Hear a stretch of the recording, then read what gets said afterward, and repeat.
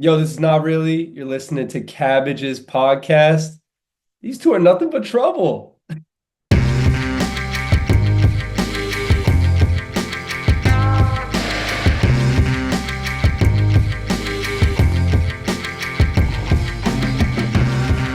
Hello, Gary.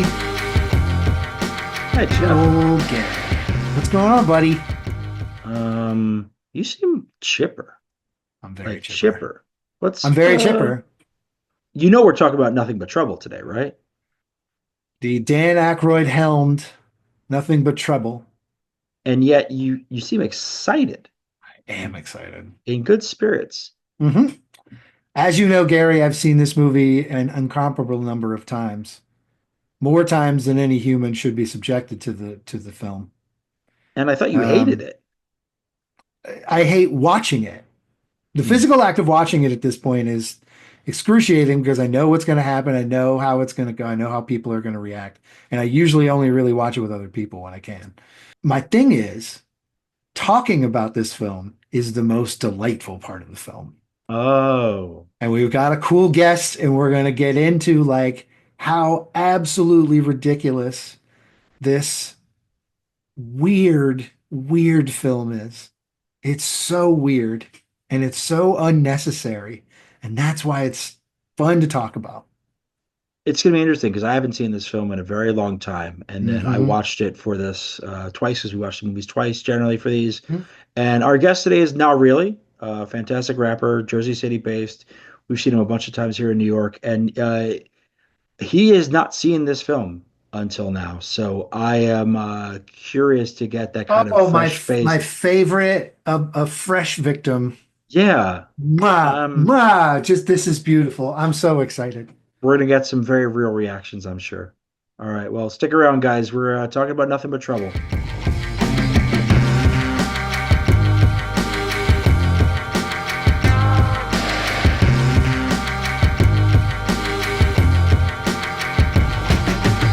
All right, I am so excited to introduce our guest for today's show.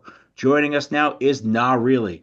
The Jersey City rapper has been on a hot streak, starting with last year's Blip and the companion EP Flip, both with producer The Expert. His latest release is a self produced album called Secret Pancake, highly recommended and available on Bandcamp or wherever music is streamed or sold. And I'd be remiss if I didn't mention another rap show, his monthly ish indie rap concert series that he co hosts in Brooklyn with our boy Dunscap.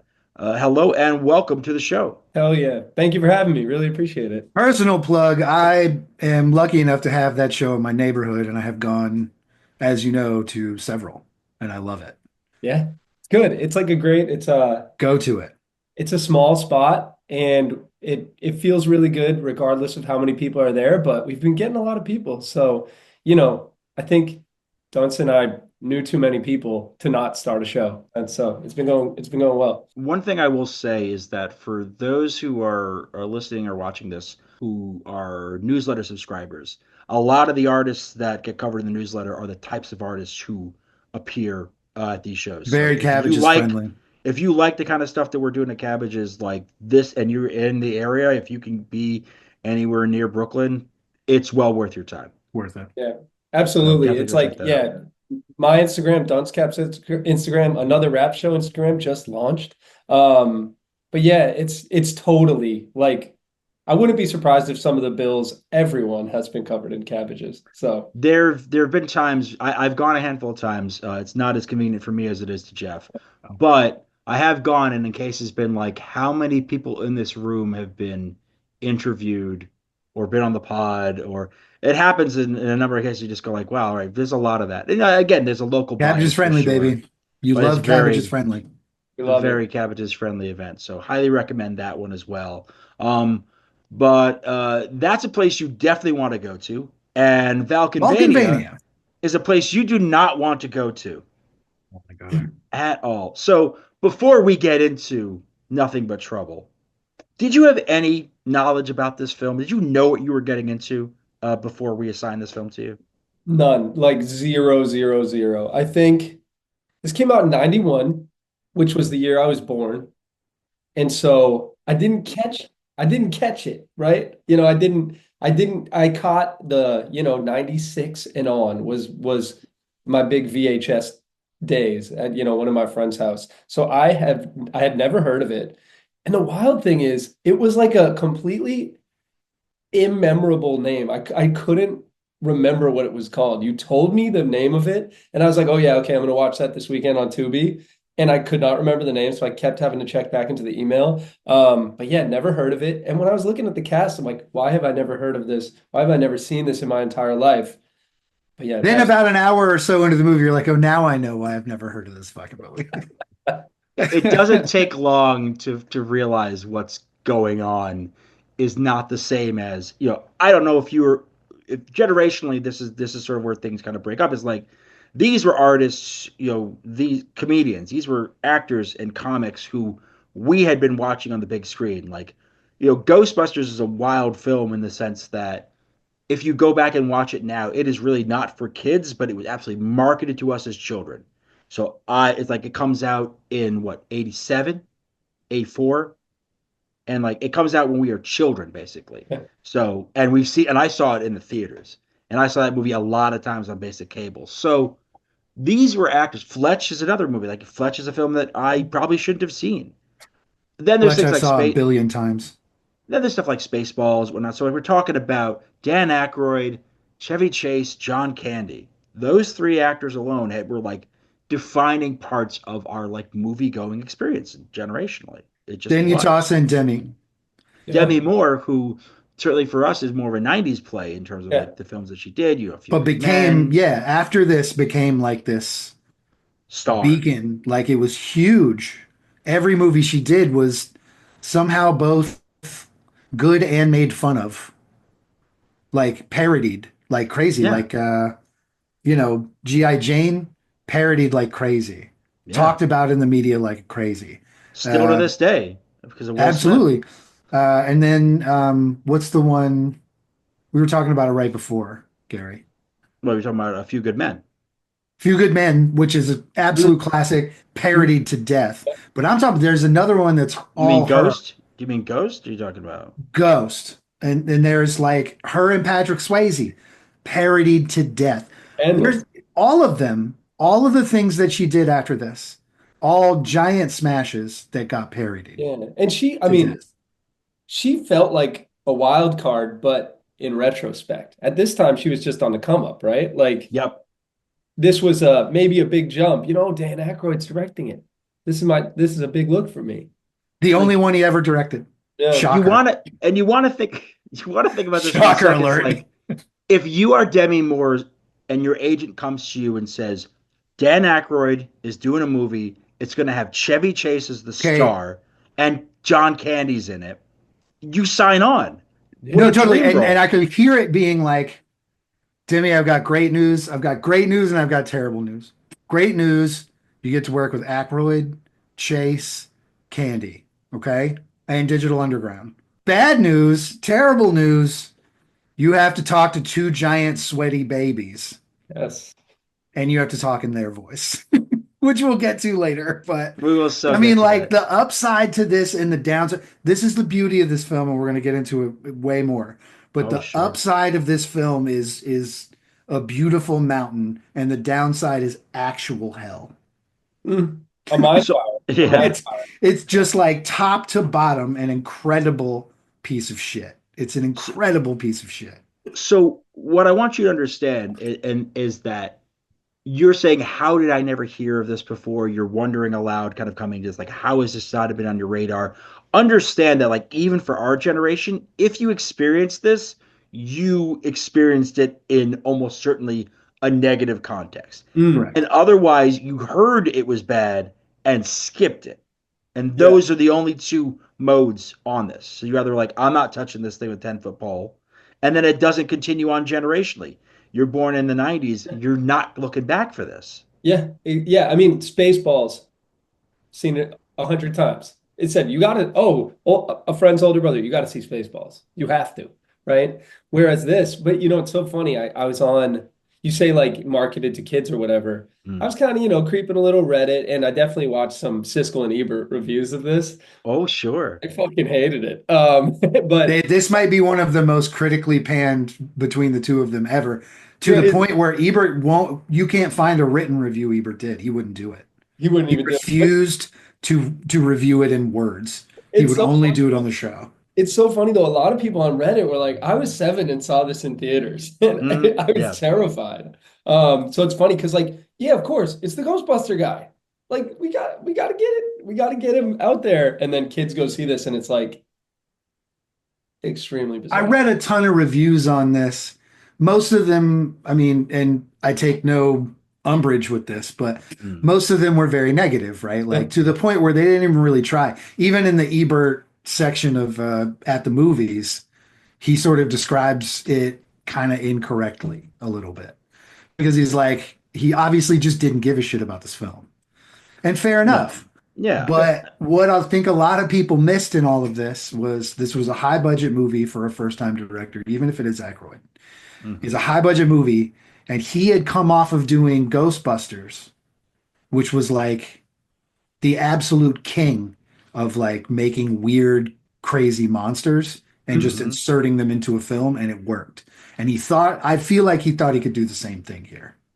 Well, keep in mind, he struck that lightning twice because Ghostbusters 2 is out before this movie is out. Yes. Which means creating crazy ghosts and ghouls, creatures, and being a box office success. He'd done it. If you've ever watched like a deep, deep movie, like a documentary on the making of shit in Ghostbusters, it was absolute madcap. Like they were just jumping into things on the fly. Can we make it do this? We can try. And they just had an incredible team to do it. So he believed that if he hired an incredible team, which he did, the team that made this movie is incredible. Oh, God. The movie itself, a piece of shit. But the team is like, agree to disagree on piece of shit. Agree to disagree on piece of shit. I'm not 100%. I'm not 100% there on piece of shit because actually Gary emailed me and I was like, "Wow, it looks terrible. I can't wait to watch it." I might have almost flipped. I'm not sure. I totally fair flipped. enough. Jeff, you have a long-standing as relationship with this movie. We haven't even talked about how many times I've fucking. That's what I'm going to get to. So, long story short, I had worked in and worked around.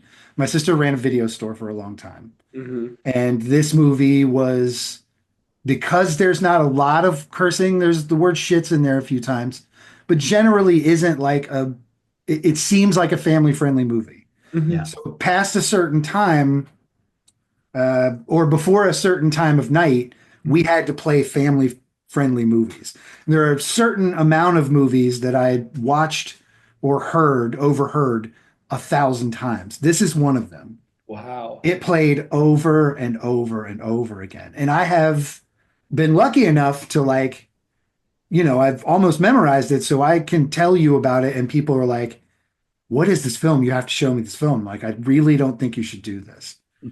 And they do it and I've watched like real film heads, like real deep critical film heads walk into this movie blind. And there's the moment of truth comes of like, are you going to stick with this? Or are you going to walk away? Are you a coward? The moment of truth comes. What's the moment? Is there a particular moment? That's the moment. That's the moment. The big sweaty giant Bobo baby and men. Little Devil. Bobo and Little Devil. Show up.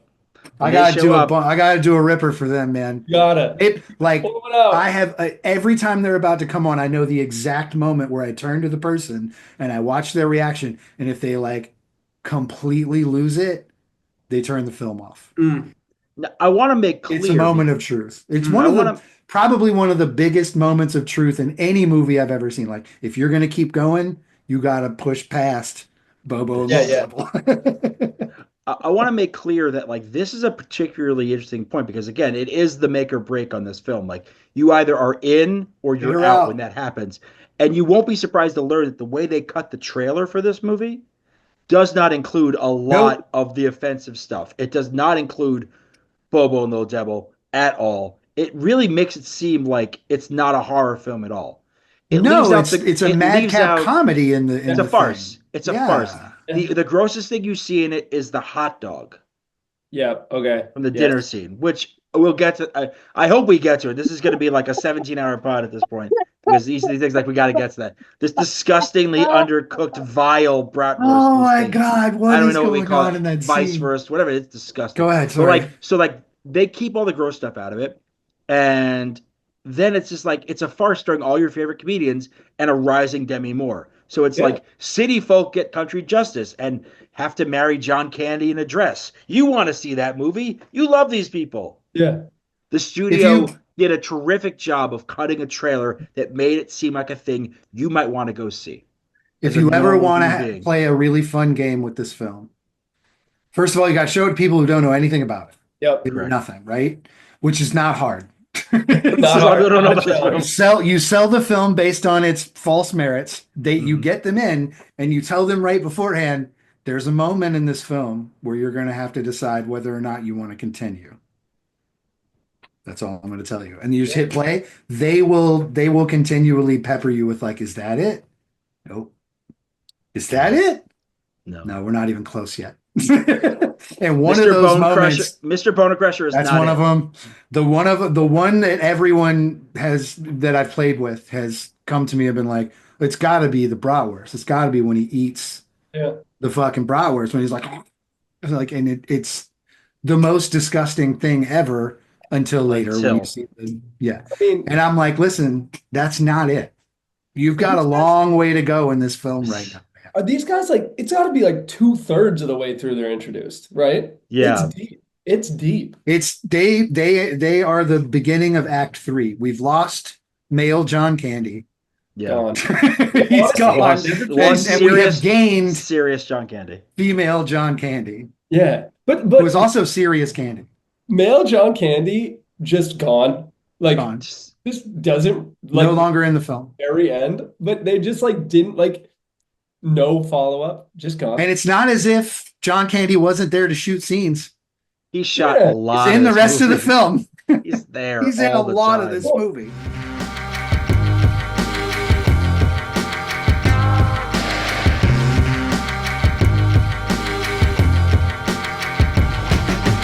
In some of the like, just like Googling, it seems like there was a lot more here and they recut it.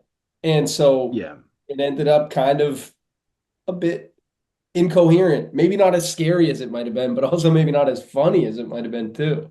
I Which is have a question about that, Mm. and I think we should save it for the end of the show. But maybe Okay. think about it throughout. No, Would no, a but director's let's. cut make this better? Would a director's cut make this better? Or is its disastrousness what sells it?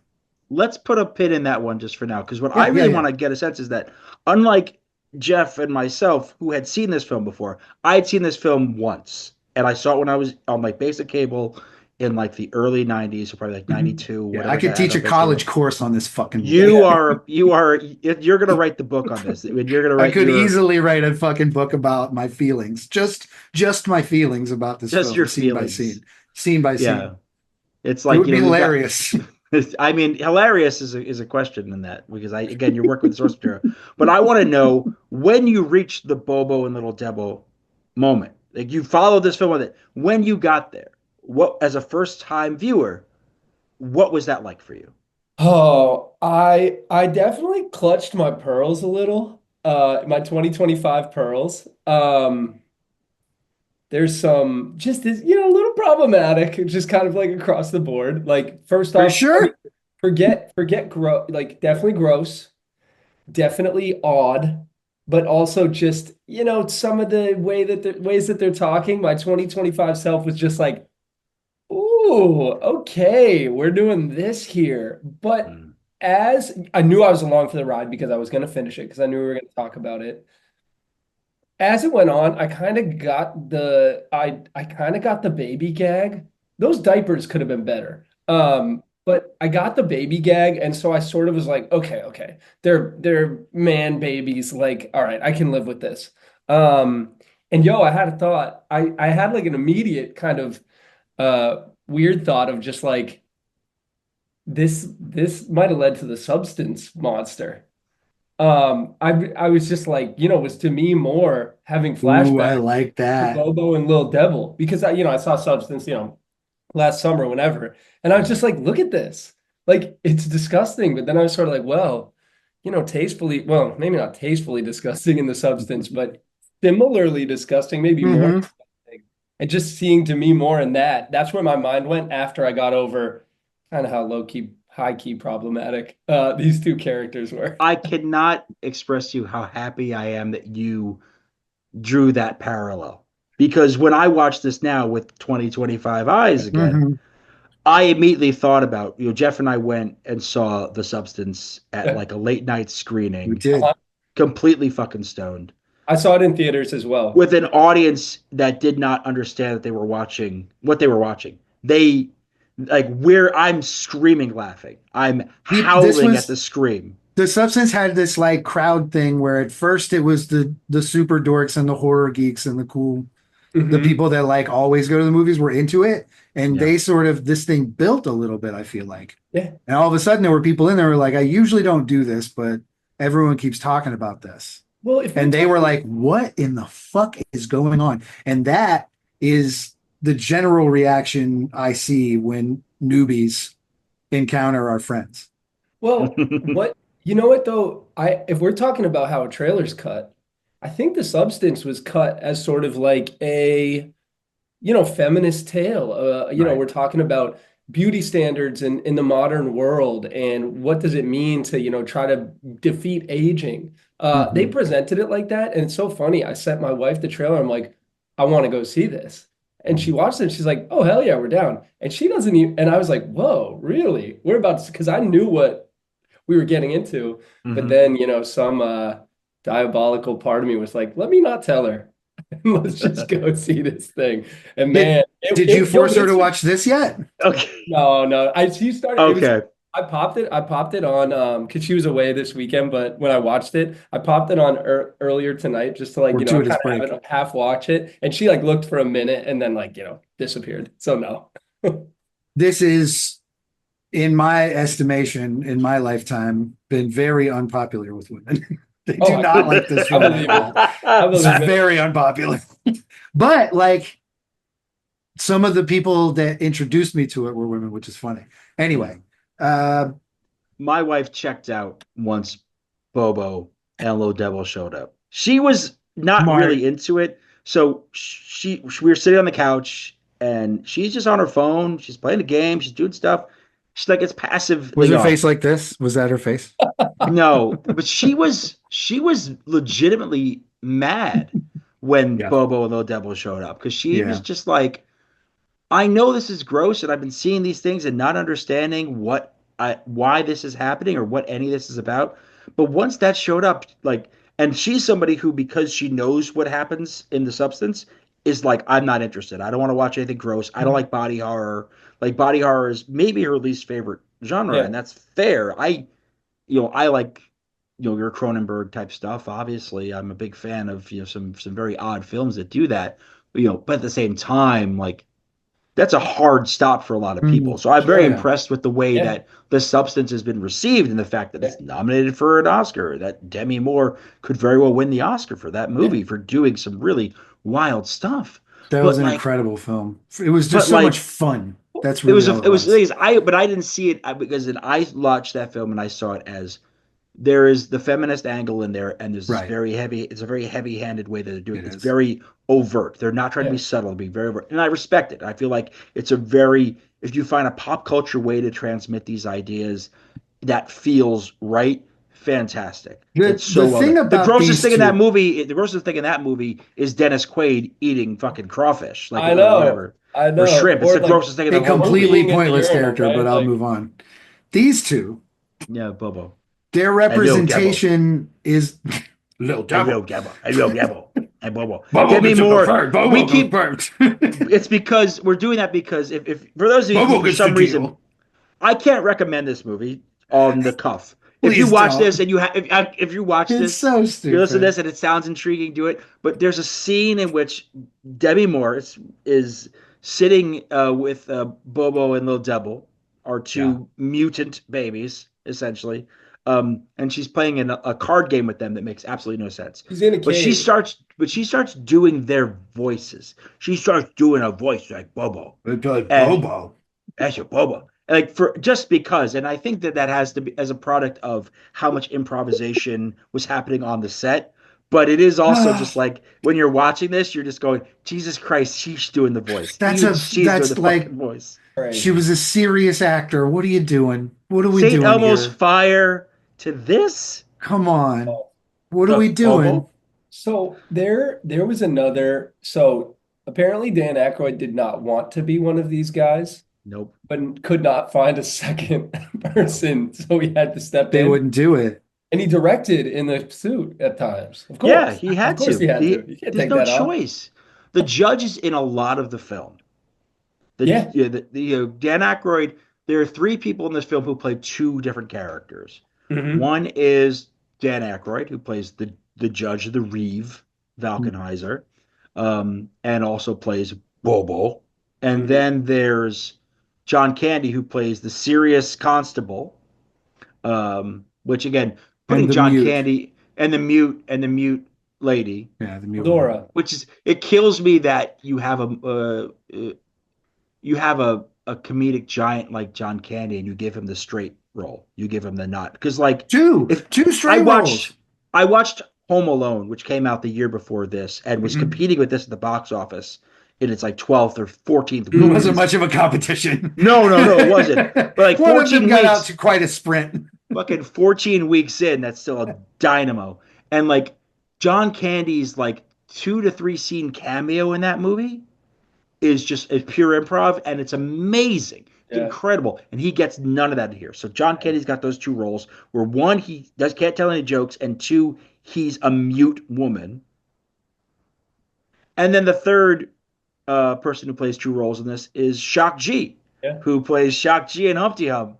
So there's this beautiful trifecta of those, and we will definitely get. I got a lot to talk about with Digital Oh Underground in yeah. this, but you have these boundaries of Dan Aykroyd, his first time director, and he was reluctantly getting the director role. He tried to get um, John Hughes to do this, and John Hughes demurred. He tried to get John Landis to do this, who had directed Spies Like Us. So the first time Chevy and Dan had done a duo film, and Landis hated the script apparently, so he said no, just flat out no. So Shocker alert.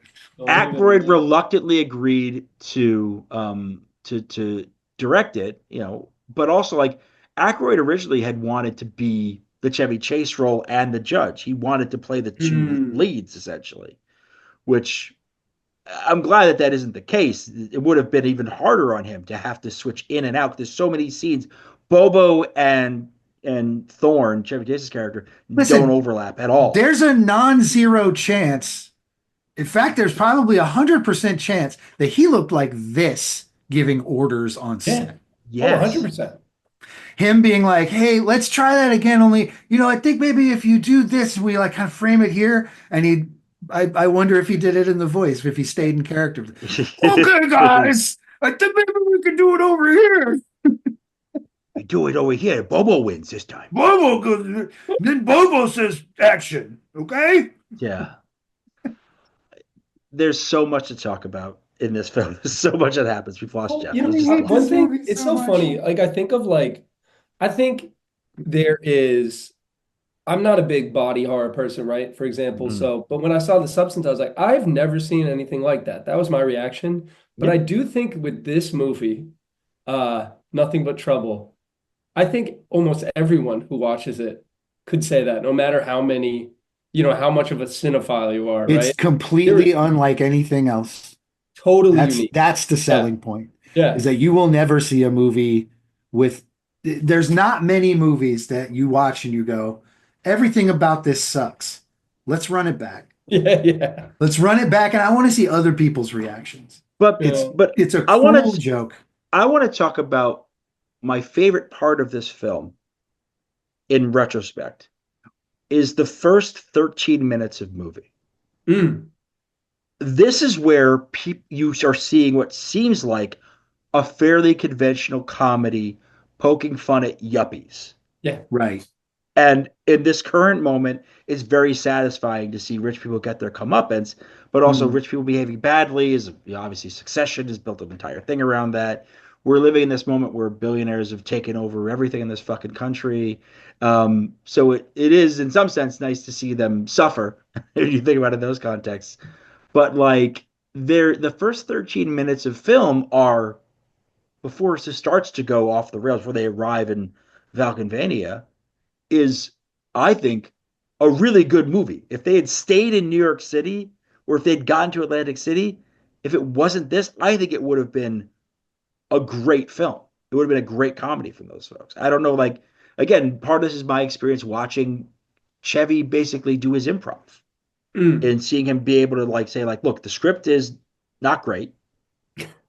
And I'm going to take it. There's a great scene where they have their meet cute at the elevator, Demi and Chevy, and like she freaks out over this file in his hand about this, landfill, Hmm. and she hands him the stuff that's in her arms as she goes through, and he says, "Thanks for the coffee maker and the bag of shit." Shit. And It's that the was the best line in the first film. Good. first big laugh out of It's me. the best line of the film. Good And like line. it gave me It's hope totally for a second. wasted in the moment, but it is the funniest joke in the film. So I bring that up because I want to get a sense from you guys. When, at what point, given that beginning, when did you lose hope? When did you be like, this is no longer going to be a conventional film? When are you just like, I give up? Because I know exactly what it was for me. I mean, I'm gonna let our guest go first.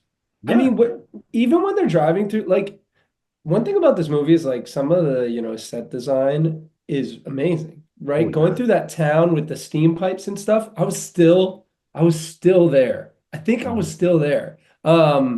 They did start to lose me a little bit when the Brazilian dude kind of convinces him to like, you can outrun him. Mhm. It just at that point it's like, all right, we're getting to, we got to rush to this moment that we're getting to.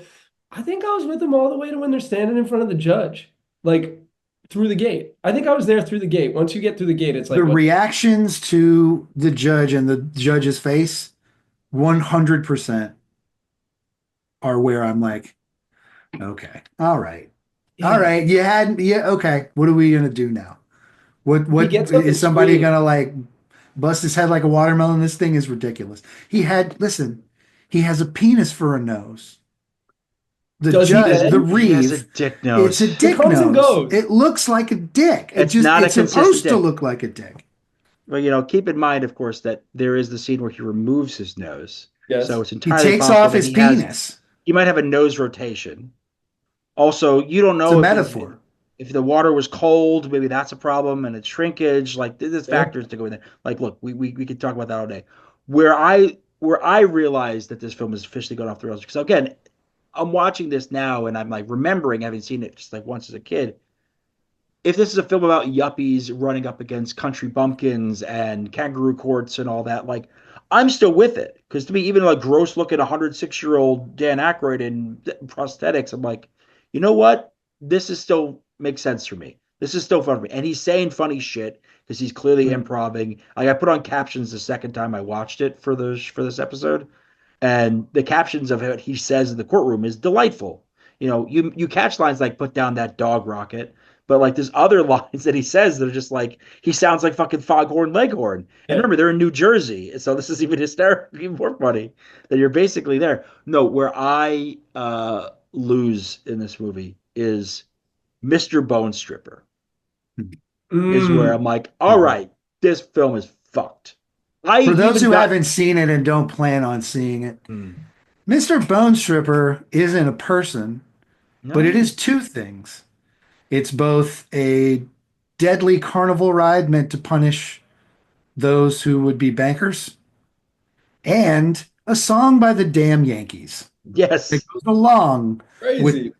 that was written. They have a song written for the twice used carnival ride to death, Mhm. Yes. which So is they very wrote it. short. You They don't get wrote to it. be on it for very long. They wrote it for this, I can only assume it's called Mr. Bone Stripper. Yeah, I presumably. mean, this is custom. This is a custom Nugent penned fucking piece of Incredible. cinema soundtrack. I Ed Nugent am wrote a song for a fake roller coaster. yeah. Stripper. I think the Bone Stripper is one of those areas where the gore that got is was supposed to be. I think Right. you're supposed to see Mm. something. Like the fact that like what you see at the end of just bones stripped out that are clean is like I think we were supposed to see anybody who goes through that device Come out. get This get place, horribly destroyed. Like Yeah, they were this movie was yeah, inspired originally by Hellraiser, which is all about showing gore. yeah. this general area has the cleanest bones Hmm. in the world. So clean. Every bone is like crystalline white, beautiful, no meat, no blood, no aging. Doesn't matter how long the bones have been there. It's just a Mr. Bone beautiful Stripper. set of white bones that Yeah. Mr. Bone Stripper has provided for us. Oh yeah. It's probably a And I think cleaning. Yeah. that we should pay our proper respects to it. Yeah. This the evil machine. I had some reactions to that crew. Mhm. That's a which Baldwin is that? It's Daniel. It's Daniel Daniel Baldwin. Baldwin. Okay. And the other thing, I really like when the other dude with the Jerry curl, Yeah. says, "I plead the fifth dimension." That is a good line. That's Thick a line. fucking. I was like, that's They're good. all high out of their minds. Yeah. I plead the People's fifth. reactions to the judge and to that court are fantastic. That's absolutely one of the best ones in there. Um, I think the other is when one of the members of Digital Underground says, maybe it was Shock G, says, this place is totally Draculated. And then don't they say a white man's paradise or something like A that? Yes, white man's heaven. A white man's thank you. heaven. This is a white man's heaven. Oh my God. Incredible.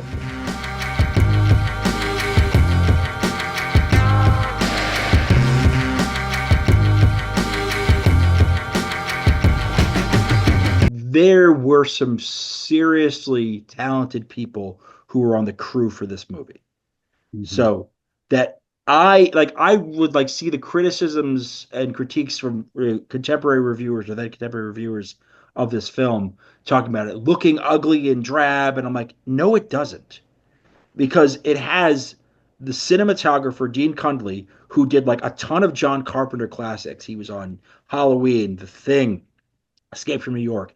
He also did all three Back to the Future movies. So that's your Mm, cinematographer. Your special damn. effects guy is Spielberg's guy from Indiana Jones and the Last Crusade. Went on to do a bunch more with Spielberg, including Jurassic Park. But it's the same special effects person Hey, behind listen, there weren't Witches of many, but the Eastwick's. explosions were cool. Yeah. Yeah. And the Special booby effects. traps were great. Yeah, Yeah. yeah. So special effects guy is Witches of Eastwick, Fright Night, Poltergeist 2, like real deal. And then the sets, production design.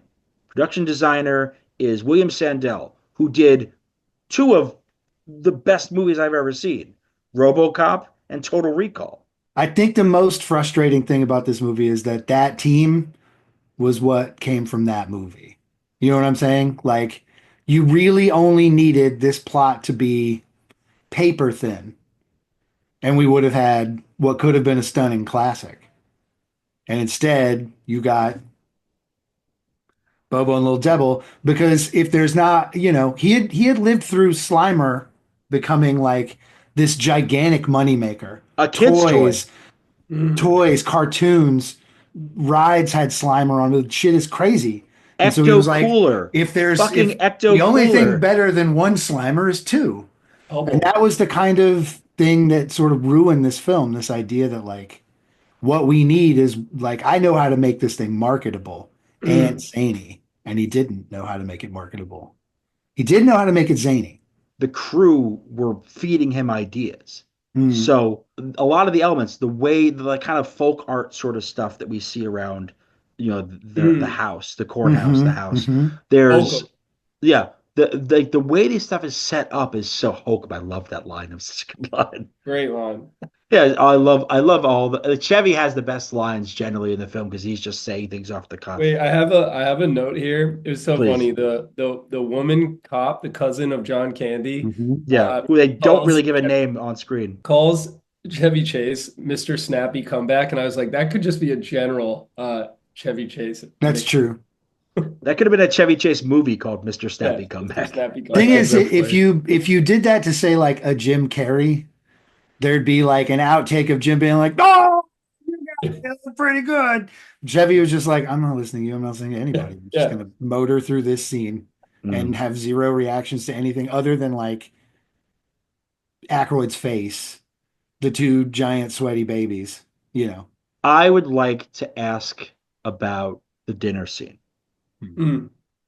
Because the dinner scene is the one moment that has the most obvious parallel to Texas Chainsaw Massacre, which is one of the more direct influences on this film.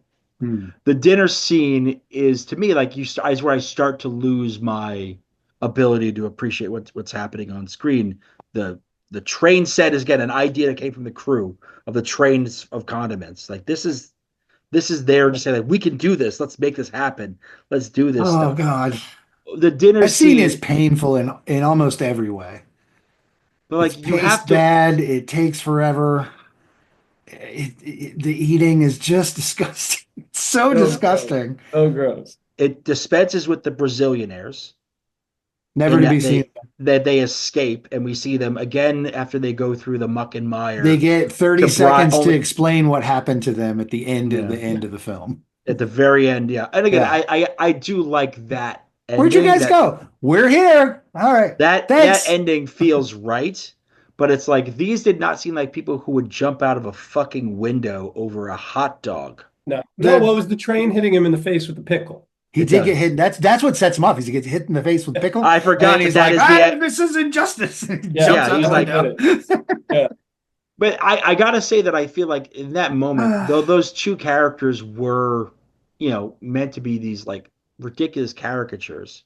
Hmm. I mean, and their passports were like Argentinian. They weren't even Brazilian, by the way. Um, Right. so there's a real disconnect there. But what really gets me is that they did the most logical thing of anybody They in that ran. moment. They ran. They just They ran. realized in true We're horror movie trapped. They're form, gonna kill us, and we're you're gonna trapped. be Yeah. killed. That the way the judge is talking to Chevy Chase is like, you're a banker. And it's like, and I never let a banker go. It's like that is in a horror movie foreshadowing for I'm going to kill you in some Right. horrible fashion. Right. And And then they, Demi Moore's still trying to bargain and reason and charm her way out Mm. of as the hottest the person in the inevitable. room, is prone to do. Yeah. You know what I mean? Like Yeah. there's a bargain in there somewhere. I'm gonna find my way out of this because I'm hot. The most believable thing in this movie is them running away. And then the least believable is that guy being like, after all these years, after all these runners, these are the two I'm finally gonna go. Hmm. Right. Yeah, it's Like like you need a vacation. You really hit a nerve there. Let's leave. That's it. That's all anybody ever had to say was, you need a vacation. Fine, I'll quit the like horrible oppressive thing that's been dominating my life, my that whole since I was life. 8, since I was eight Yeah. years Since I old. was I've eight worked for the years old, Reeve I've since been I was working 8. here. And then we do get the scene of him packing up. Yeah, that feels like if you told me that was a recut, that was reshoots, I totally believe Yeah. that scene There's has no also bearing on anything else. their escape from, I guess, the attic. They had somehow found their way to Hmm. like an Yeah, the Yeah, yeah. upper slide. area. Yeah, and then they had to slide down. The slide is revealed to them by John Candy, not with a scene, which would give us insight into the character wanting to like help these people or something. Mm. No, we get instead a a voiceover of him going, "Good luck," or whatever it was. I forget what he says exactly, Yeah. but he just like you hear him come on and be like, "There you go." Go down a slide. And you're like, you had it like there are real opportunities to meet these people, and you just don't want to give them to us. But also, like John Candy was the voice of reason early on to be like, these people didn't do anything wrong. They don't have any drugs Hmm. or guns on them. They're just people. Like, let them go. Like, kind of like knowing all this bit here. So, like, I get that he's reached a breaking point, but if we're meant to understand that he's been doing this in some capacity since he was a child, he's been complicit in this stuff all this time. Hmm. Like, there's nothing about the events that happen in this film that truly change it, other than he finally seems to have been reached his breaking point that he's fed Mm. up about this Right. stuff. Or So, he's got like, a rich couple as an out, right? I yeah, guess that's kind of what they're suggesting.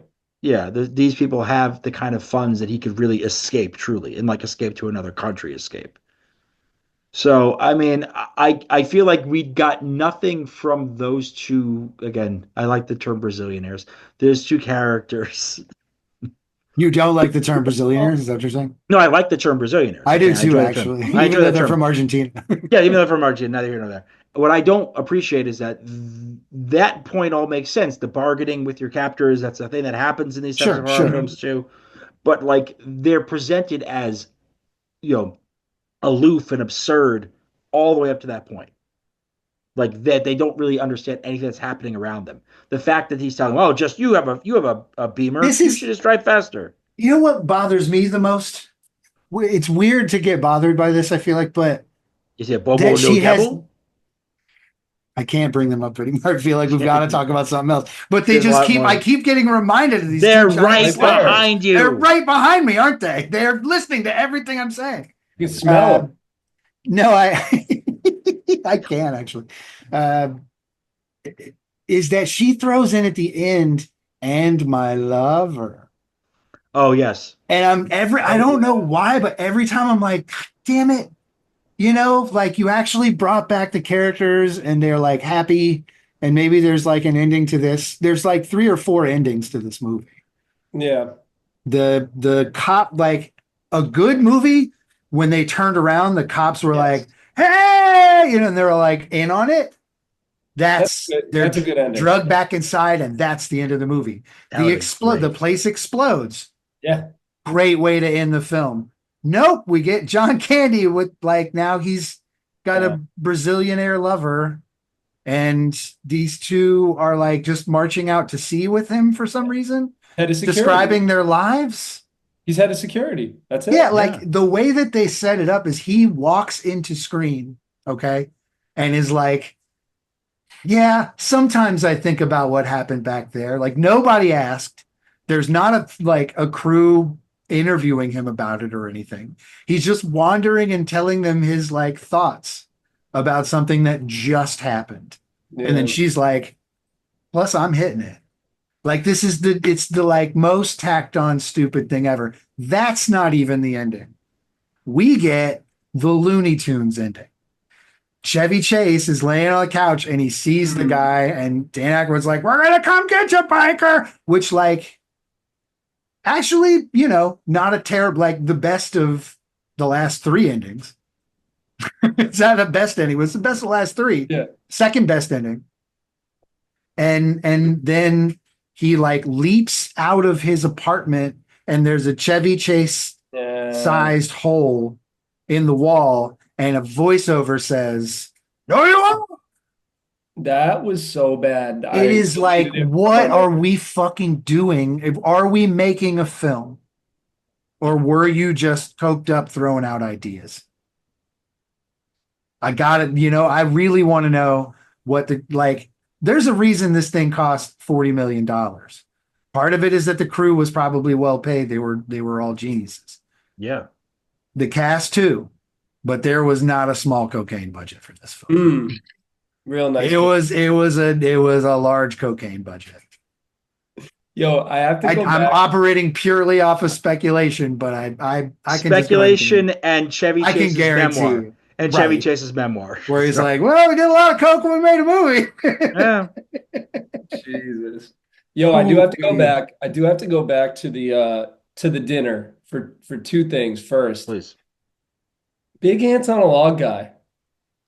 Oh. I haven't had it in quite a long time, but when the ants on a log got busted out, I'm like, I don't know if I'd have ants on a log at their house, but I will have it at my house gladly. To be honest with you, when the bratwurst came around and I saw that as an opportunity, I would have taken the ants on a log as an opportunity for nourishment. Yeah, Yeah. sure. It's unless you poison it, it's really hard to make it taste bad. That's celery I'm was getting fresh. peanut butter. I'm getting celery, not my favorite part of it, but then the raisins, we're good. Yeah. I'm gonna live peanut butter through. too. I'm gonna live through. I'm not gonna be that hungry. Peanut Yeah. butter is awesome for that. It's great for quelling hunger. And so, but then the other thing about the dinner, from what I can tell, unless I missed it, while he's biting the hot dog is when the penis nose first appears. Like the overt. They get a hard close up on the penis nose. Yeah. And Chevy Chase is like, and then he inserts the glizzy.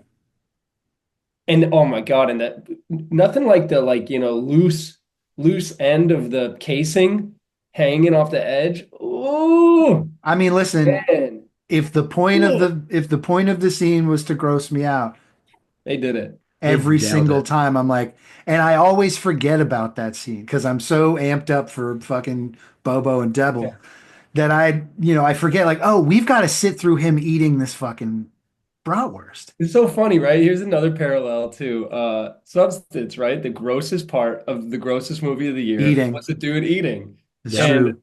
so we are 100%. living in hell already, you know? It's Like true. we can go to any restaurant in Like I America said and you when can we be in hell started, free. the peaks of this mountain are high. This is one of the greatest crews ever assembled with dudes at the people at the top of their game or very hungry to like get over.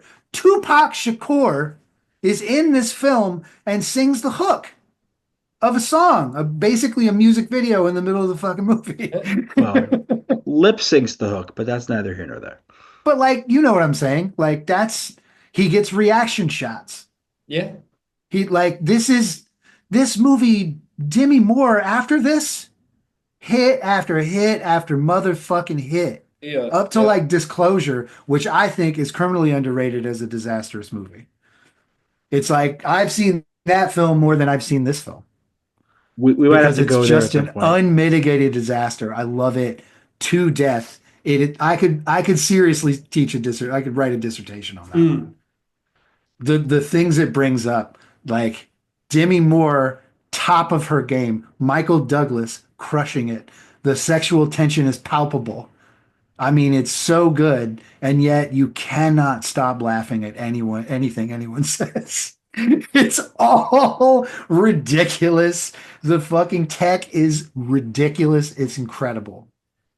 Like, and another one because she assaults him or sexually harasses him, it like caused crazy amounts of conversation in the media. I haven't seen She that. I was gotta see that. incredible at getting roles picked or picking roles where Yeah. she's like going to set a weird precedent and people are gonna have to talk about it, That's great. substance included. Yeah, hell yeah. This movie, like if you go back and watch this, like the people that talk about it, they're like totally lost in it. They can't stop describe like it's happening to me right now. I can't stop describing the movie Yeah. because it's so unbelievable.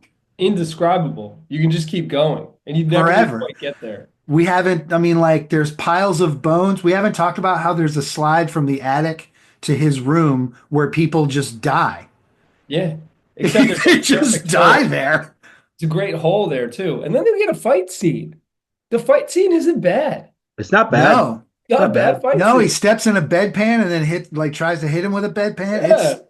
There's some madcap comedy Good. going on. It's really funny and weird. And Yeah. then he's like, marry my daughter.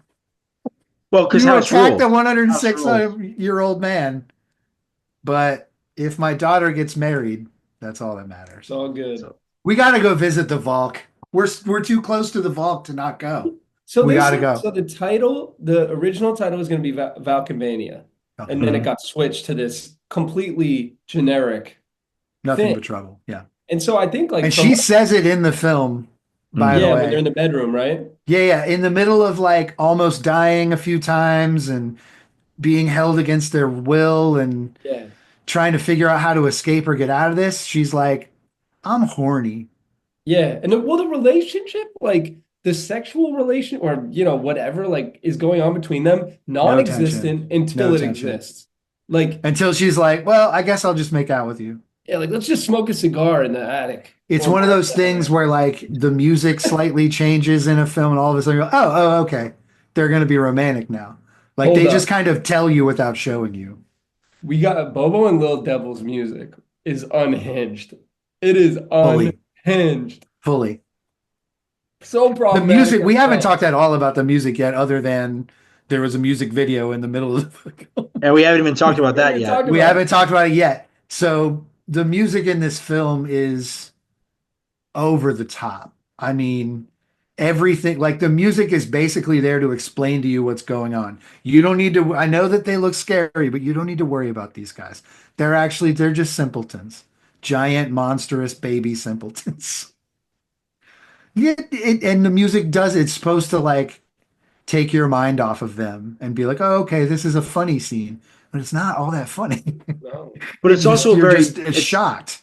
It's also a very busy scene. So like Yeah. I can't process Right. information as Demi Moore comes upon these two ogres. I don't understand what they're saying Oh, the necessarily. stupidest scene in history. He's held over a And fire like pit. everything's happening. And it's like, and then they just discover they're having this banter, and then they discover her, and they're like, and start going Yeah. after her, and like, shit. So I've getting watched, away. yeah, like it, and like then It's like, oh, so stupid. and like, Crazy. oh, Donna's got her. That's a good thing. Oh no, that's a bad thing. I'm like, what has happened? I don't understand any of this. Like, I felt like I should have rewound that part and I don't think watched it it would have again. helped. I don't But think it would have. I'm Yeah. saying It I doesn't watched it help. twice I've done for it. this It doesn't show, help. and I can't tell you I retained much like in that moment. It just was wow. This is a thing that's happening to me. The number of Truly, times this got shown in the movie place, in the rental place I worked at, yeah. Hmm. um, or actually more frequented a lot. Anytime, almost anytime it's on, somebody would roll up and be like, "What is this?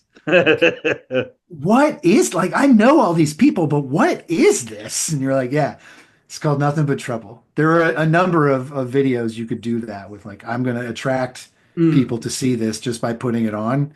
Someone will come up and be like, "What the fuck is this?" Yeah. I Yeah. gotta see this. Yeah.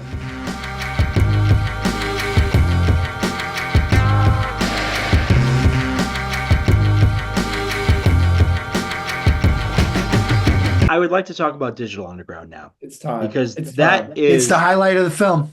that is the thing. If we gotta we've talked about I think a lot of the like serious flaws and weird things and the big beats, and we can get really granular with it if we want to. But I this is a rapper movie, Wait, and can I give one? Can I please interrupt rudely? One go in. Lil Bobo and Lil Devo note. I have another Yes. line that's so good.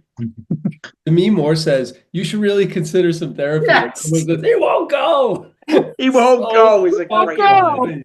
And it's That was a great line. immediate. It's like there's no beat or anything. He's like, he won't go. Like they've Yeah. already had the argument. Oh, dude, Incredible. As they're that's the tying her best joke down, in that's it's the a best joke really in the good film. joke. It's a Oh, and really then good one joke. Number other two part. is the bag of shit, though. It really is One, a beautifully delivered line I don't know, the smells like Sao Paulo because it was callback repeated. is really Oh, the good. Yeah, callback that was good. is Sorry, that Sonic would be Youth. my other Sao. favorite, probably. Now, yeah, like they got to again remember, like Chevy and Dan Aykroyd, they're both experienced comics. They've, Dan Aykroyd has that Second City, Toronto backing. He has SNL. Chevy has SNL. They've done these movies. They are comedic geniuses. And yet, one And of them yet, in the film screams, "My skunk!" Musk, my which, skunk, which Oh, now rocketing up to the top of maybe my favorite line of the maybe my film. skunk It's is not the the best line. so best funny. joke in the film, but it might be my favorite delivered line. I love It's a comedy fight disaster. scenes. I love Yes. comedy. Choreography of a comedy fight scene is great because you can do Mm. so many things. You can be slapsticky, you can be a Looney Tunes, or you could He be a he serious fight fought an that old adds some man with a drama. huge bone. Yeah, he had That's a what bone, happens. Incredible. and he Incredible. throws a skunk at him, and he goes, "My skunk!" And it's no, My it's skunk! God.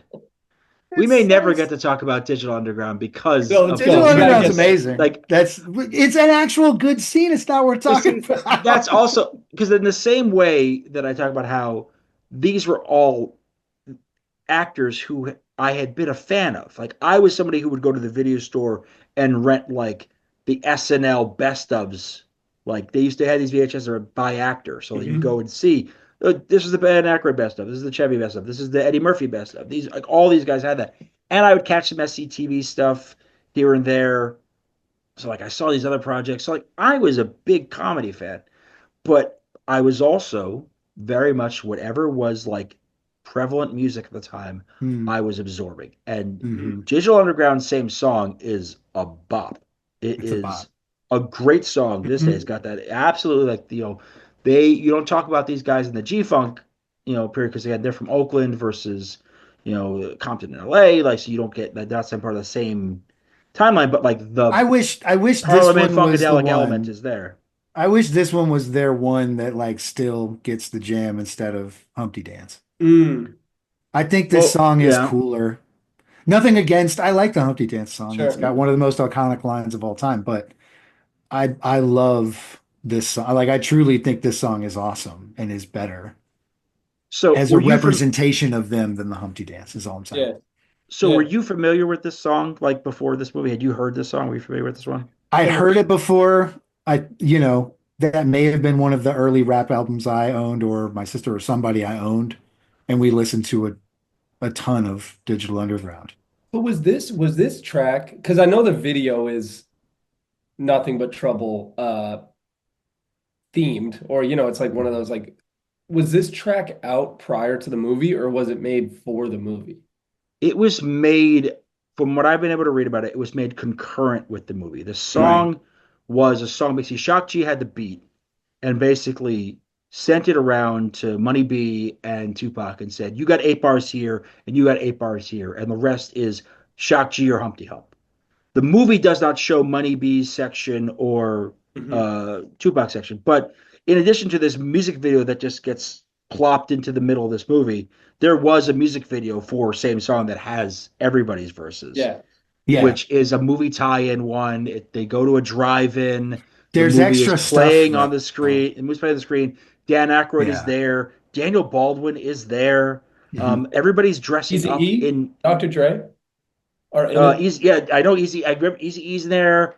Like, there's some pretty good cameos, and like, but they're all also dressing up in various like ethnic outfits, which is again really problematic. Yeah. Yeah, Like, it's a there's it's there's a some real like they Native All took around this the American world, movie and then though. they stereotypes. like All amped it around the up a world. notch. Yeah, they kind of went, They were which is like, really everything associated with this needs to be a disaster, so let's just throw some old-fashioned racism in there. yes, but I want to give some flowers to this movie Hmm. because the only people that this 106-year-old horrible monster judge is lenient to are the black characters in the film. So listen, Hmm. here's Only the thing. people. Here's Yeah. the thing that 157 viewings will give you. You do at some point realize that the judge is the hero. Fuck you. Fuck you, The Jeff. judge is the hero of the film. No, Listen to what he fuck you. does. He identifies bankers and punishes them for destroying his land. Hmm. He is nice Yeah. to the black musicians, the artists. He's willing to let them go, even though they do have some of the same charges as other people in the place who are bankers. Hmm. Like he wants to run a justice system that's more fair to people who don't have nots. He's actually kind of the hero. He just is an old-fashioned weirdo and you can't like him. And that's like the movie's major flaw is that it doesn't treat this thing like it's like a counterbalance. Everyone just kind of sucks. Everyone is just kind of in it for themselves and runs around in a circle. And that's just And kind of how the movie goes. he can play a mean organ. Best part is when he joins in with Yes. Digital Underground and we're in the middle of this music video, Dan Aykroyd plays the shit out of the organ. What's with the Just throws looking in a hard solo. What's with the looking pissed though? I get Chevy Chase looking pissed. He's like in shackles, right? But like, what's with the judge looking pissed? Like I thought I kind of I wanted think to he be was supposed to be pissed. thinking about whether or not he considered this music. Okay, okay. Because well, I guess at the But time, again, it wasn't yeah. like beautifully acted scene, so I you don't know couldn't though. He really nailed tell that that he was, solo. but the solo was great. He was having fun in that. You could tell that Dan Yeah, Aykroyd. you're supposed to like go from, I don't know about this to, oh, actually, this is music. That's what we're supposed to have seen is his like realization that this is music. Yeah, I mean, there's the problem is now like there are the real life parallels to this. So like I had to know after watching this 2 times how the fuck Digital Underground ended up in this movie. Yeah. Yes, I had to look it up and I did it's my awesome. research and this is what I got. Dan Aykroyd wanted there to be a hip hop group in this movie. Mm. He had envisioned that this was going to be part of it. Dan Aykroyd, Blues Brothers, musical comedy stuff. He is He did something right. like Blues Brothers is a fantastic movie for a lot of reasons, and one of it is a genuine love for this Music. music, Yeah. Absolutely. Yeah. love Real. Yeah. for music. Pure So, flowers.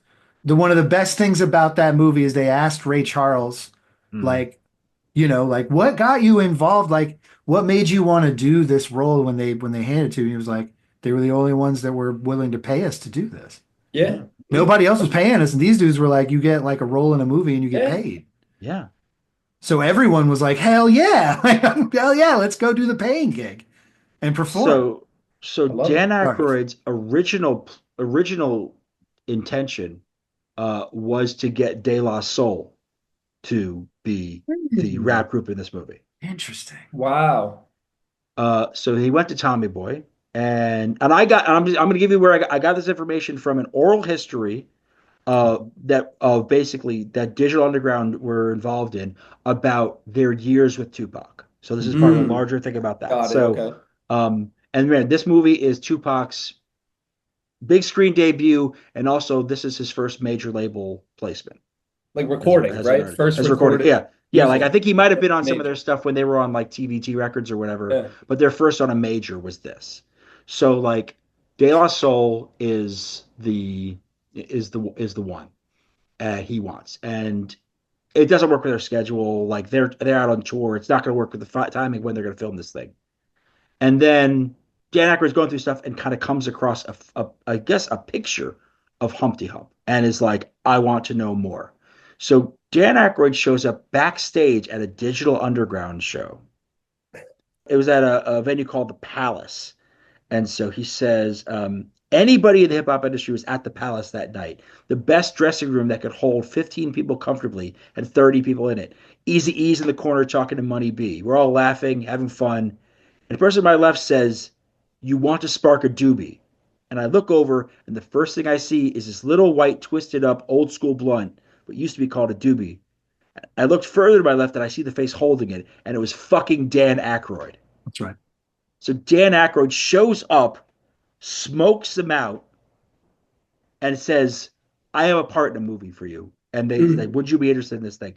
And they said, we're big I would be fans. wowed by Yes. that right now. If Everyone. somebody did that to me right now, I was like, yo, I rolled a joint, let's get high, and I want to tell you about my idea. Yeah. You might get me to do some wild Yeah. shit. I I mean, might actually be into it. and not just him, everyone. Yeah. We want you and your whole crew. The whole Like, crew gets to be in it. yeah, that's real. So Hey, Dan so The Aykroyd's a new real kid one. who's a dancer, bring him in. Yeah, bring Hell him in. yeah. Money B got his SAG card for that, which he get some health insurance, so that's Oh great. yeah, We've been that's talking about dope. that lately with Chapel Roan and all that stuff. But like Hmm. there's that is the backstory. Keep in mind again, we say this is a $40 million movie. Mhm. So they can afford to have people come in. They're paying people. I watched an interview from a couple of years ago with Shakti obviously has passed in 2021. Rest in peace. But with Digital Underground and Tupac's former manager, and he talks about how like the set was, regardless of how people like their impressions of the film, he says they had a fantastic time on set. It was a Mm. great experience. They interacted with folks. Apparently, Chevy Chase was doing pratfalls for them. Like he, like Shock G again from another interview from 2003 he did for with I think an online zine. He said Mhm. Chevy Chase wasn't no asshole. He was the coolest one around us. He said John Candy too sometimes.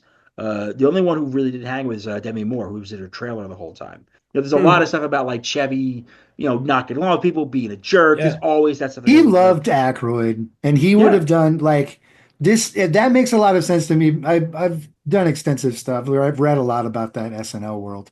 mhm. Anything Aykroyd was doing, Chevy was like, I don't think he would sabotage.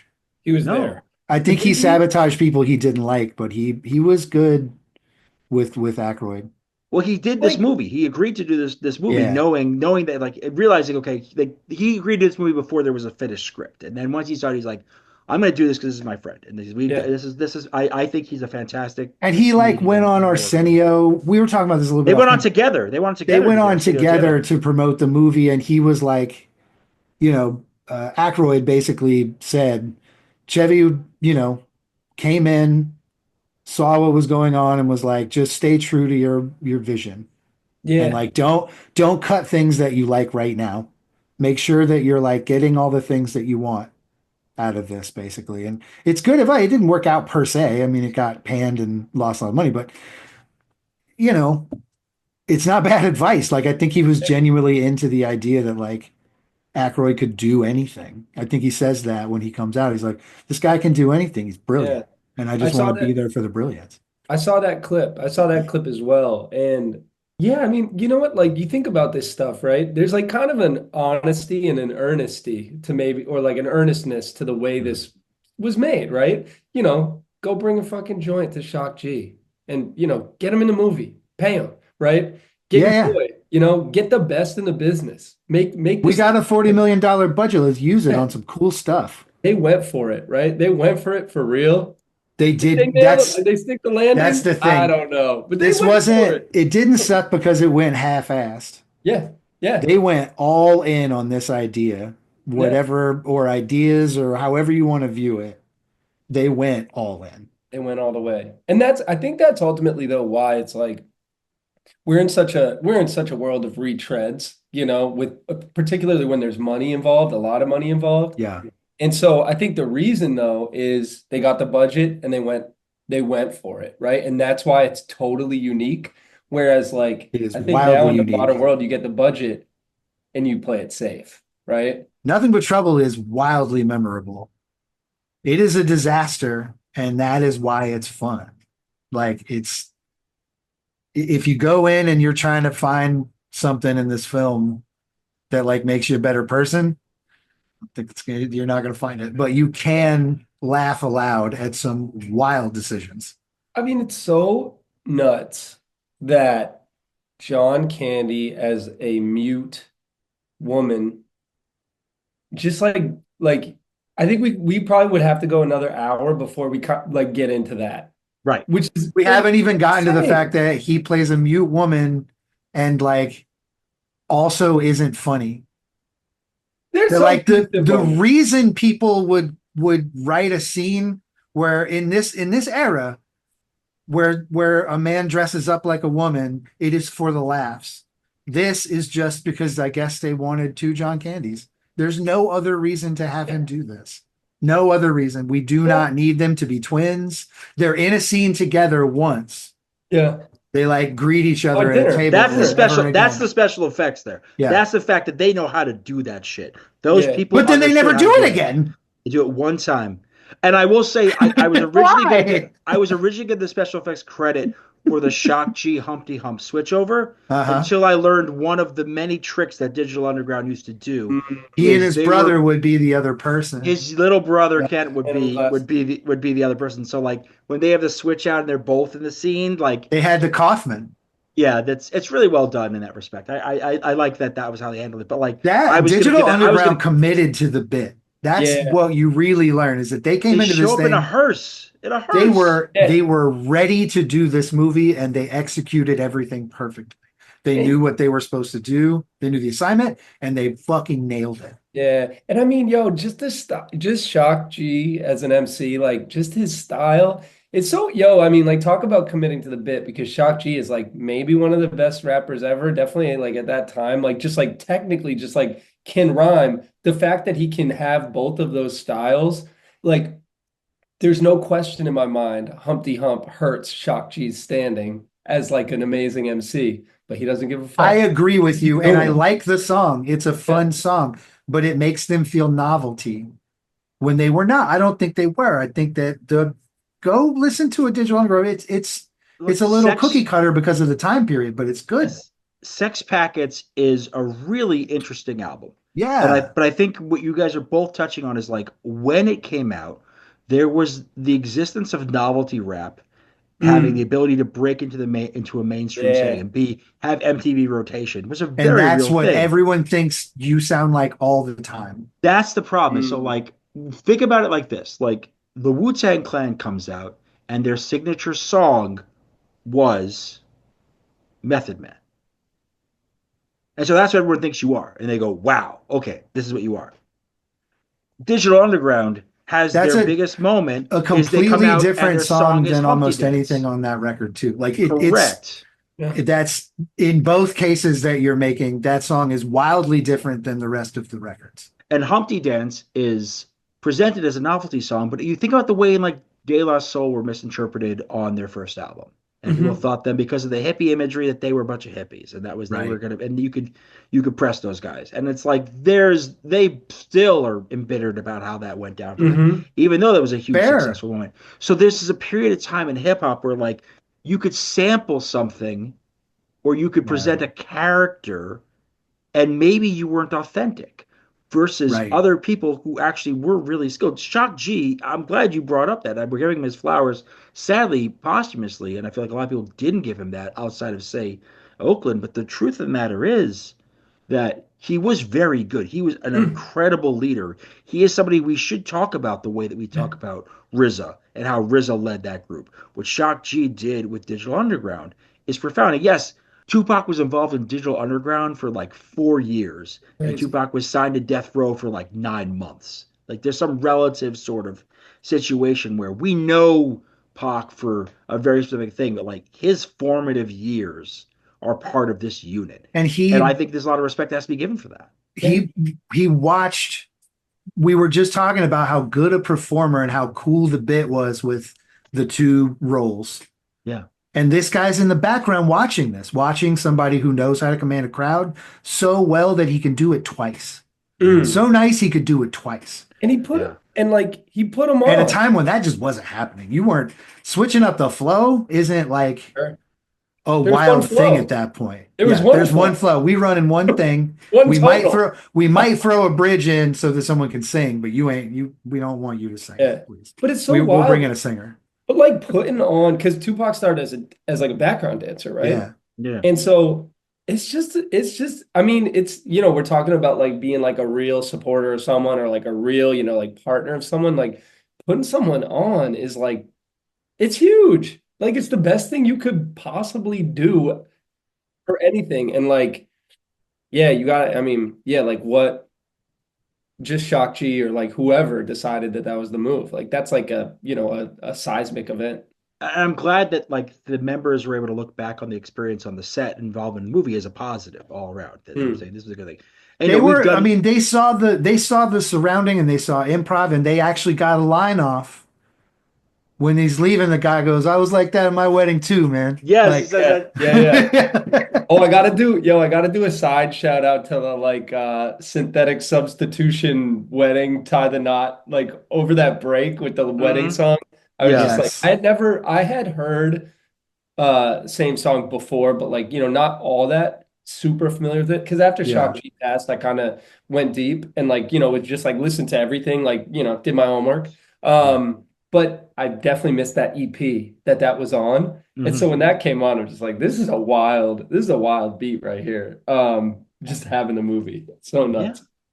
No, it's honestly, I think that they help make this film better. Their Mm. presence improves this film. Now, we're getting to the point in the conversation. We're really getting to this kind of get back to Jeff's question. Um, Mhm. and also to kind of the area, like I watched it when I watched this as a kid. The one time I watched it, I didn't like it. Right. As an adult, I immediately after watching it for the first time in 30 fucking years, I went out to Letterboxd and gave it 5 stars because I laughed. I appreciated the absurdity, the grotesquerie. I've poked a lot of holes in this, and like I think that's part of it. But I think this is one of the quintessential good bad movies. This is truly bad in so many ways, Mhm. quantifiably bad. Not just a box Unjustifiably off, bad in some ways. Yeah. not just a box office bomb, but like you've made horrible choices. You have the most money with which to do those things with. You surrounded yourself with unhinged creatives who had tremendous talent and could execute even the most ill conceived vision, and And then you did that. plied them with I cocaine. did it. That is So why to much cum. me, that's why it is to me, I go, this is a good bad movie. I can't in good conscience recommend it to the layperson It's like because we said most this people about won't go for it. Showgirls. It's like a 5 star, 1 star film. That's another As great a way of one putting it. star film, it is an absolute 5 star masterpiece Mm. of Mm. terribleness.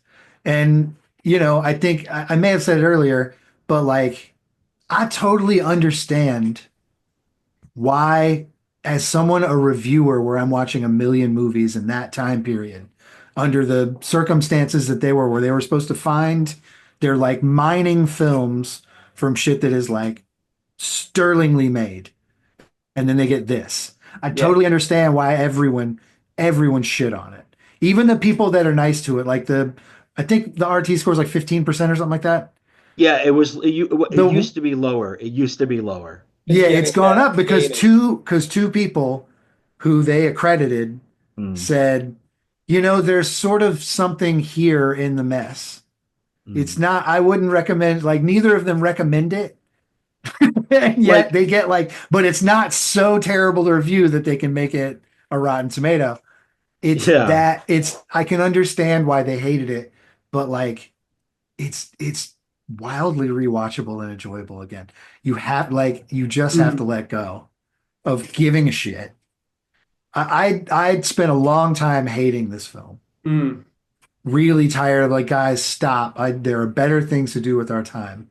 And over time, I've learned to appreciate it more and more, watching it with other people and watching them go, what did you do? Why did you do this to me?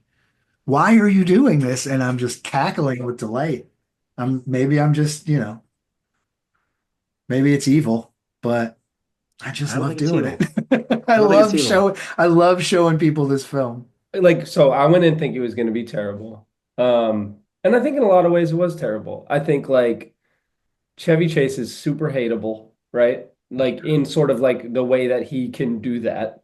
Um, the Brazilianaire couple, I was just like, this just feels like a plot pushing device. I'm like annoyed by this. Like, we love to drive. Who says that? Like that's a wild inciting event for them joining It us. was so it was so pointless it couldn't even be racist. No. I think that like if someone else gives them character, that they're like, over the top with their like Sure. Colombia. Yeah, yeah, yeah. They're over the top Uh, Brazil. Like they're just like stereotypical and lame. With this, it was like the things they're saying are so dumb until they run away. yeah. So Who dumb. cares? They're just dumb. Okay. They're And just dummies. There's no stereotype. They're just dumb as rocks. they're hateable. And then I think Demi Moore also kind of hateable in some ways, but maybe not always. Yeah. I think it's a deplorably written character, and that's Yeah, why we don't like her. her motivations, like the whole like her coming on to Chevy, while it feels like really ill-timed in the narrative as it's going, it is part of the whole thing. It's why she was trying to like basically get him to give her his car so she could go do this Right. Yeah. thing. Like she's using her quote unquote feminine wiles in this. Like so she's playing a manipulative character. We just Yeah. don't get enough of her to really see how much that would blossom. Well, I Yeah. mean, Like, we're getting more of her, and then she has to meet up with two giant sweaty babies yeah. who mine for coal, I guess. I don't know what they do Yeah. there. They're just like pounding things that are hot and then yelling at each other. And it's just so wild. Like the people of Valkenvania are like less hateable. It's just this weird stew. Like it's such a stew. It is And all it's the like, meats in our cultural stew. yeah, all the ingredients like kind of suck. But then I'm just sort of like, I'm entertained. It's such a fun ride. Yeah, I was just It's entertained. so fun to talk. Like watching this movie alone, not as incredible. Being Mm, able to talk to somebody during like this isn't a movie you want to sit still and not you're like no, you want other people in the room or someone to talk to who knows the film to be like, what you're seeing is real. They actually filmed a scene where John Candy dressed as a woman wants to throw a banker down a fiery well. That really was a thing that they yeah, were like, this is what we're gonna do. We gotta hurry up and get this scene in there. It's vital to the rest of he the goes into the bone stripper yeah. almost. The fact that like Chevy Chase's life was saved by the fact that the bone stripper uh popped a gasket or whatever happened, broke a Just Mhm. belt. broke. Just broke a belt. And all of a sudden that belt was so integral to the whole thing that like it couldn't strip the bones. it lost its bone stripping capability entirely But So and could still became spit him out, but could still spit him out the other side. and yeah, became just a fun roller coaster just a ride. grocery store checkout. Yeah. Yeah. I I I also, from what I understand, in the title change, it went from R to PG-13. Yeah. And so that's why, we missed some of the That's gore. the gore. And so the question about would a director's cut make it better? I don't know, but I'm down to see it. Okay.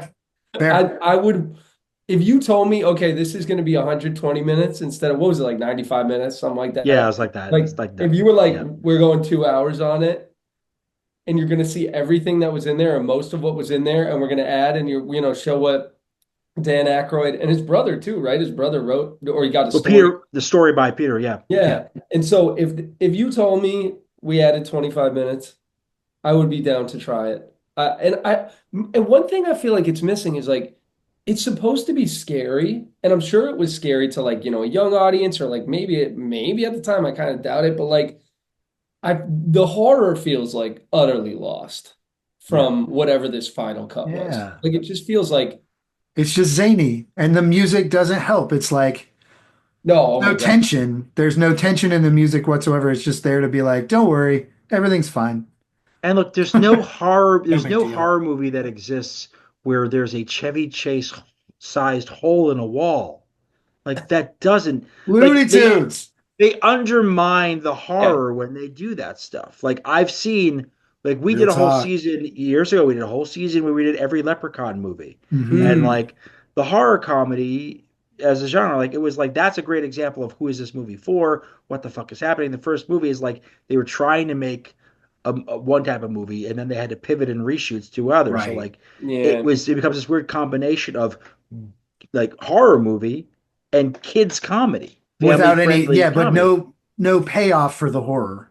No, Yeah, at exactly. all. There's no payoff whatsoever for horror No. fans. So with this movie, it's like it even despite the fact that it has a cinematographer who's been involved in some horror movies, and that's to their credit, and then maybe can you get a vibe in a scene, I think you just don't have enough of it because you are dealing with actors who are primarily comedic actors. At the end of Mm. the day, if you give them free reign, all they want to do is make jokes because that's where their Yeah. strengths are. And Hmm. to each their own. Like you're not gonna get to like it's like a lot when comedic actors try their hand at seriousness, it often goes awry, and you're gonna have these sorts of perfect balances of where like a comedic and a dramatic thing come together. But horror is way trickier because horror is trying to evoke a very different feeling out of you Hmm. that is also weirdly parallel to what a comedy is trying to evoke, a So I physical think most reaction out of folks you. just get grossed out by it. Yeah, They see these things, this and the eating scene, and like these yeah, weird bones everywhere, and they're just like, this looks. I mean, that's why they think it looks bad. yeah. But it Is Yeah. that doesn't things actually. are drab on purpose, Yeah, and it's supposed to be dark, and then they make it into this light, try to make it into a like a lighthearted kind of drama, I guess, yeah, Yeah. dramedy, and it falls flat because like they didn't shoot that. yeah.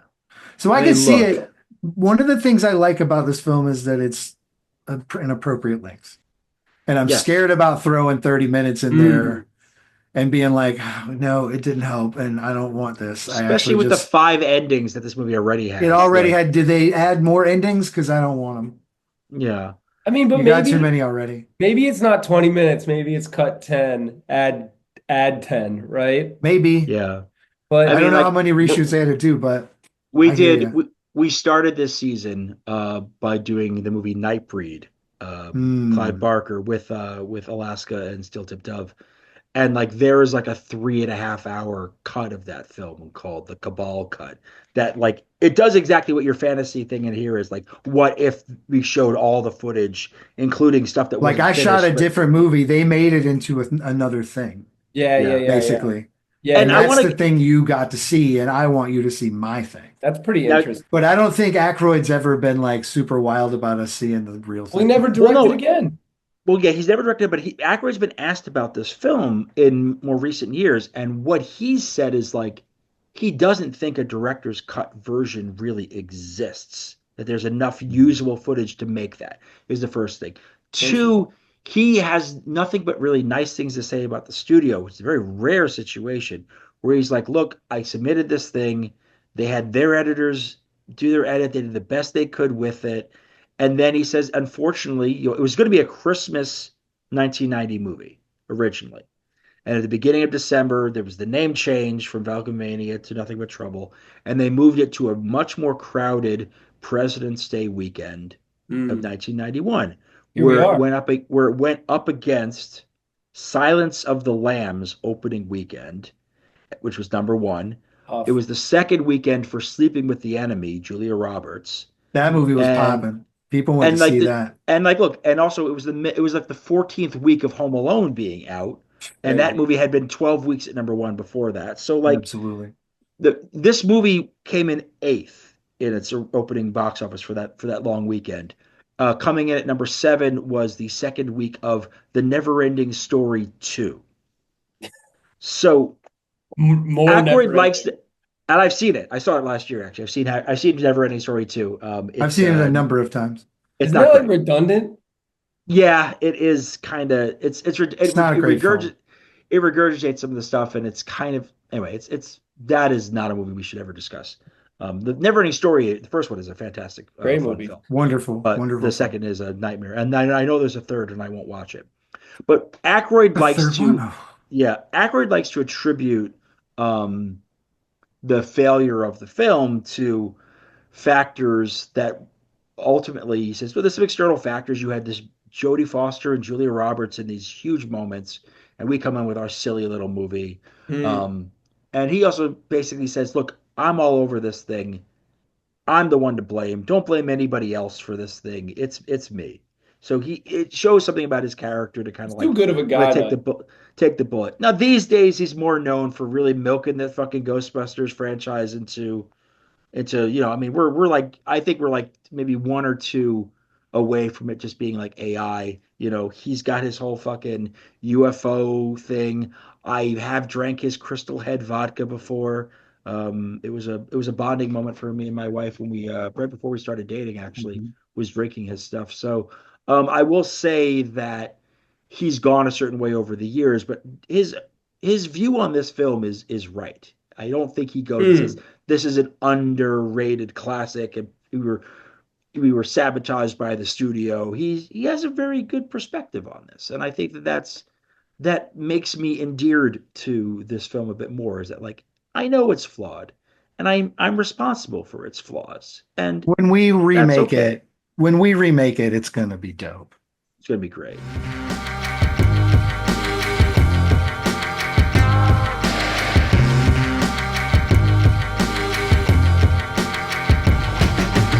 We did it. We did something. We definitely did something. This thing Let's win Razzies? Very interesting thing you just brought up. Razzies for this film. This had five Razzie nominations. Did it win? Five. It won one out of the five, which speaks Hmm. volumes as to how Hmm. competitive Can I a guess? year this was. Yeah. I don't know the actual Razzie categories. I've never really studied. I just Hmm. know what won, and so I think I would go worst screenplay. Did not win that. No. Okay, Um, that's it my only guess. it won. It won for worst supporting actor, Dan Aykroyd, Yeah. as Oh, both oh, the oh. I thought judge you were about to say Demi Moore. I was like, wow. as To the win a judge Razzie and and then go on a tear like that has to be a story. no, Okay. Okay, that makes more no, sense. as the he won worst Which character supporting did they actor which for character did they both. penalize? Did both. They said They Bobo get it, and the judge. man. Um, but this is the Razzies is just a common thread through so much of what we do on this show. Are the So many of the Razzies our things Oscars? they are at least our Golden Globes. We don't do this on I don't choose movies and you don't choose movies based on winning Razzies. No, not It specifically. just No, continually happens. it It does. just keeps happening. I have a template that I look at, and I kind of look at What's my this keep template and I happening, go, Gary?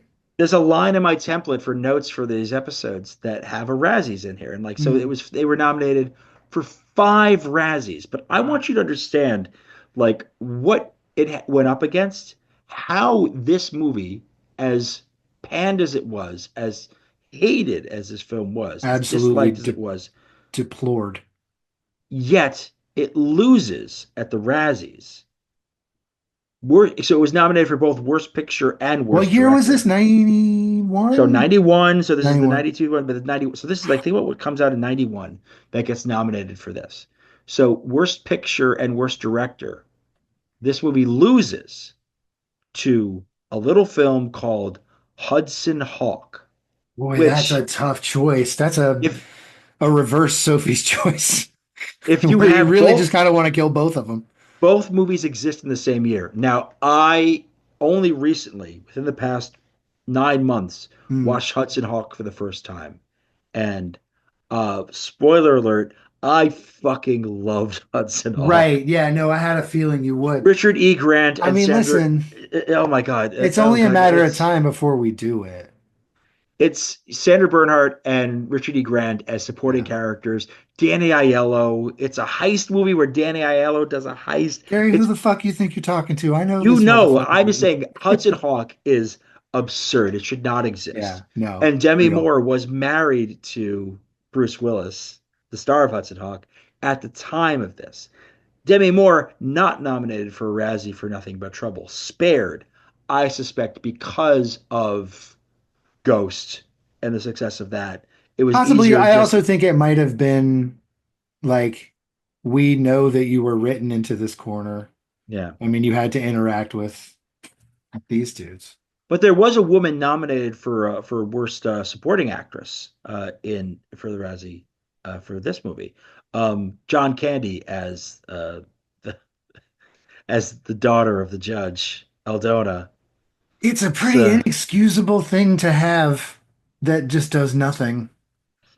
but you know, I think my favorite of the films that this movie lost to at the Razzies is in the Best Actor category. Um, and Bruce Willis was a contender, but Bruce Willis does not get the Razzie for Worst Actor either. Well deserved. Who was it? So it's not Chevy and it's not Bruce Willis.